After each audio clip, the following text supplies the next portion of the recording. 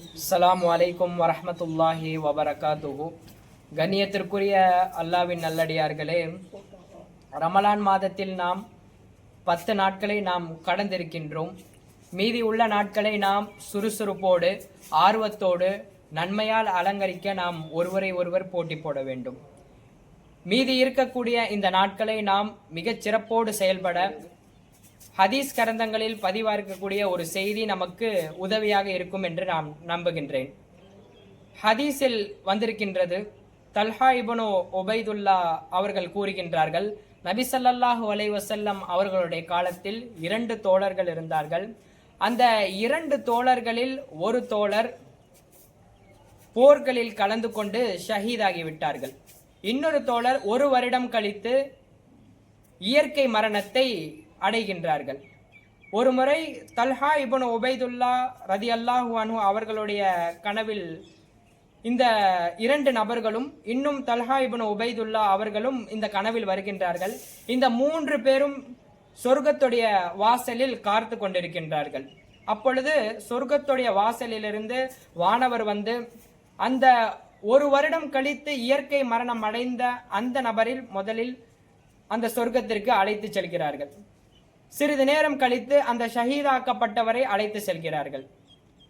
மீண்டும் தல்ஹா இப்னு உபைதுல்லா அவர்களிடம் வந்து இன்னும் நீங்கள் அழைத்து செல்வதற்கான நேரம் வரவில்லை என்று கூறுகிறார்கள். இந்த கனவை கண்டவுடன் தல்ஹா இப்னு உபைதுல்லா அவர்களுக்கு மிகப்பெரிய ஒரு ஆச்சரியம். அவர்களுக்கு ஒன்றும் புரியவில்லை. அந்த ஷஹீதாக்கப்பட்டவரை தானே முதலில் அழைத்து சென்றிருக்க வேண்டும் அந்த வானவர்.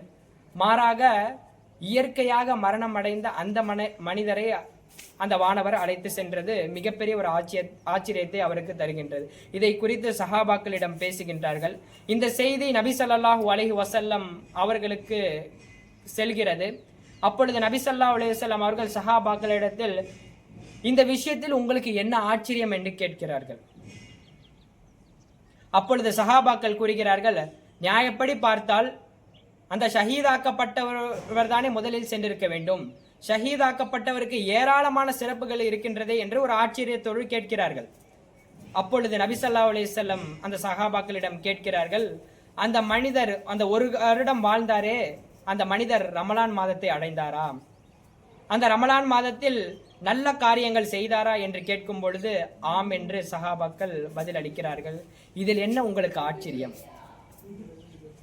அந்த ஷஹீதானவருக்கும் அந்த இயற்கையாக மரணித்த அந்த நபருக்கும் இடையே அந்தஸ்து இருக்கிறதே, வானம் பூமிக்கு மத்தியிலான அந்தஸ்து. அந்த அளவுக்கு மிகப்பெரிய அந்தஸ்து அந்த ரமலான் மாதத்தை அடைந்து நல்ல அமல் செய்தாரே அவருக்கு இருக்கின்றது என்பதாக கூறி காட்டுகின்றார். எனவே கண்ணியத்திற்குரியவர்களே, சென்ற வருடம் நம்மிடம் இருந்தவர்கள் இந்த வருடம் நம்மிடம் இல்லை.